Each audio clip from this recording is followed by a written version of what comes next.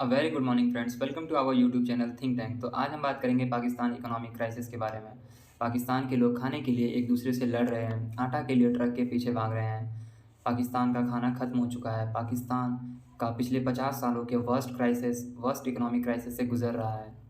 पूरे देश के पास सिर्फ 3 हफ्तों का इम्पोर्ट का पैसा बचा हुआ है और उसके बाद द एंड। पाकिस्तान पिछले 75 सालों से भिखारी की तरह पेश आ रहा है। ऐसा हम नहीं, पाकिस्तान के प्रधानमंत्री ने कहा है। पाकिस्तान की इकोनॉमी कोलैप्स होने वाली है। आखिर पाकिस्तान में ऐसा क्यों हो रहा है? ये वीडियो बहुत छोटा रहता है बट इसे हमें बनाने में बहुत ज़्यादा मेहनत लगती है। तो अगर ये वीडियो आपको पसंद आए तो ज़रूर आप इसे लाइक, शेयर एंड सब्सक्राइब करें। हमने इसे कुछ चैप्टर्स में डिवाइड किया हुआ है। Chapter 1, why is Pakistan begging for help. Point by point हम इसे समझते हैं। आपने हाल ही में ये न्यूज़ ज़रूर सुना होगा कि पाकिस्तान के प्राइम मिनिस्टर अपने लोगों से ये अपील कर रहे थे कि चाय कम पिएं। पाकिस्तान के पास चाय इंपोर्ट करने के लिए भी पैसे कम पड़ रहे हैं और ये चाय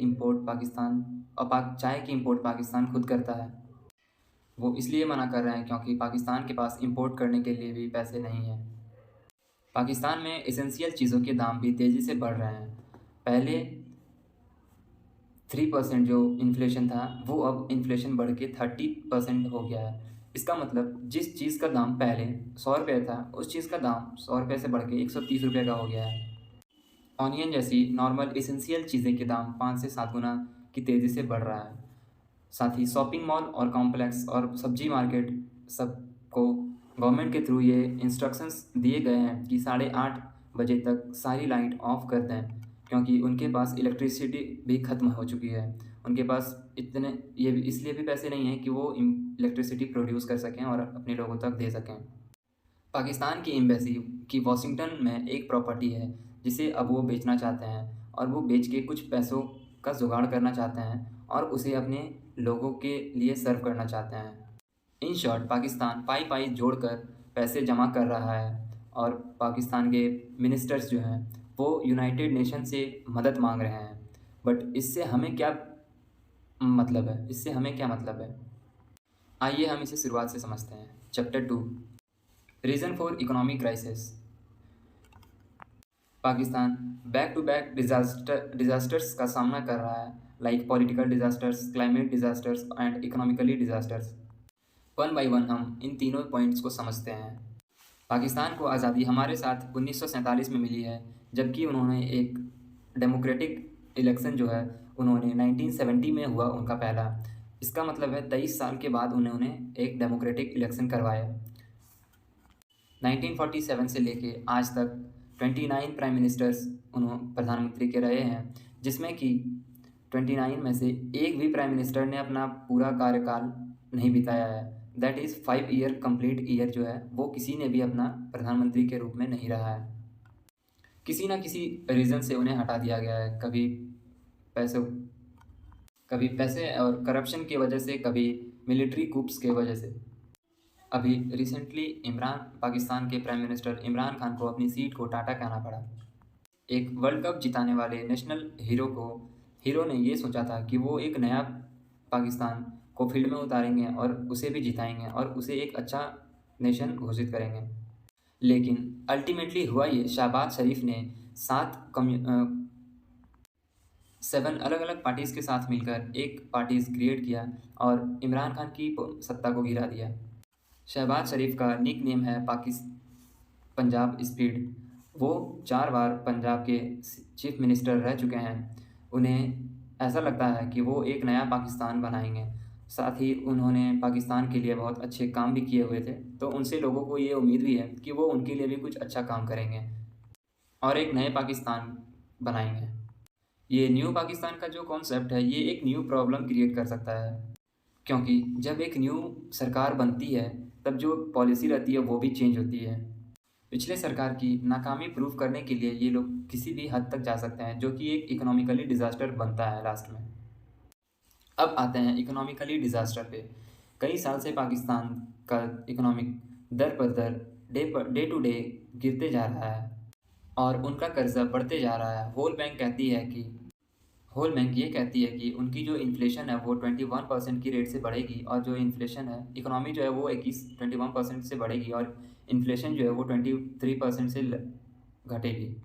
पाकिस्तान की इंपोर्ट $30 बिलियन है और एक्सपोर्ट जो है वो $90 बिलियन है। मतलब हर साल पाकिस्तान $30 बिलियन कमाता है और $90 बिलियन खर्च करता है। इस गैप की वजह से उनकी इकोनॉमी और फॉरेस्ट गैप जो है वो काफ़ी तेज़ी मात्रा से घट रहे हैं। पाकिस्तान की जीडीपी $376 बिलियन है, और उन पे कर्ज है तो $274 बिलियन का। मैं बता दूं, ये लोन किसी के पापा ने नहीं दिया है। लोन पर बढ़ता है इंटरेस्ट, और पाकिस्तान का हर साल का जो बजट है उसका 1/3 हिस्सा रीपेमेंट में चला जाता है। यानी पाकिस्तान अब बहुत बुरी तरह से फंस गया है, और उससे निकलने का सिर्फ एक ही उपाय है कि और कर्ज लो। आने वाले समय में उनके पास 8 बिलियन का कर्ज है, और उनके रिजर्व में है 5.6 बिलियन ओनली। सरकार जानती है कि खाने के प्राइस बढ़ रहे हैं, बट इसे कोई स्कीम निकाल के सरकार को राशन देने के लिए भी पैसे चाहिए। वो पैसे कहाँ से आएंगे, सरकार ये सोचती है। बार बार सरकार बदलने से पाकिस्तान की हालत और भी ख़राब होती जा रही है। अब हम कुछ रीज़न समझते हैं क्लाइमेट चेंजेस के बारे में। पिछले साल पाकिस्तान के कई एरिया में बाढ़ आ गई थी, जिससे कि $30 बिलियन का नुकसान हुआ था। ये एक ऑलरेडी स्ट्रगलिंग देश के लिए ये काफ़ी बड़ा अमाउंट है।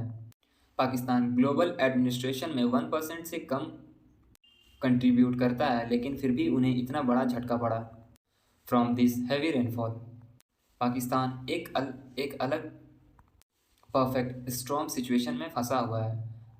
3 अलग अलग डायरेक्शन में आने वाले प्रॉब्लम से पाकिस्तान फेस कर रहा है। पाकिस्तान को तालिबान से भी खतरा है। पाकिस्तान का ऐसा सिचुएशन आ गया है कि वो 4 हिस्सों में भी बढ़ सकता है। पाकिस्तान की अपनी जनता से कंट्रोल छूट रहा है। ये सारी काफ़ी इंटरेस्टिंग टॉपिक्स हैं जिसे अभी हम कवर करने वाले हैं। Chapter 3, impact on India. The story of Pakistan is far from over. Pakistan आज प्रॉब्लम में ज़रूर है, लेकिन आज भी ऐसे कई सारे इंस्टीट्यूट्स हैं, बहुत सारे ऐसे देश हैं जो पाकिस्तान की भलाई चाहता है, जो उनसे प्यार करता है। वो बहुत ज़्यादा कंट्रीब्यूशन भी कर रहे हैं। देश, वर्ल्ड इकोनॉमिकली और इंस्टीट्यूशन सब मिला के पाकिस्तान को $10 बिलियन का कंट्रीब्यूशन मिल चुका है।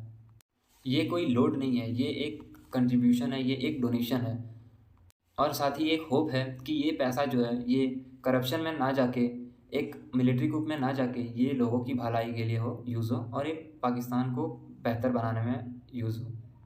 अभी अभी वॉशिंगटन से खबर आई है कि अमेरिका भी पाकिस्तान की हेल्प करेगा।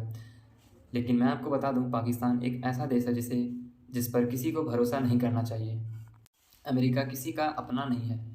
अब पीओके में प्रोटेस्ट हो रही है। लाइन ऑफ कंट्रोल में के उस साइड के लोग प्रोटेस्ट कर रहे हैं कि उन्हें अब भारत का हिस्सा बनना है, और ये एक हमारे लिए बहुत बहुत इंटरेस्टिंग साइन है, और समझदार वालों के लिए इशारा काफ़ी है।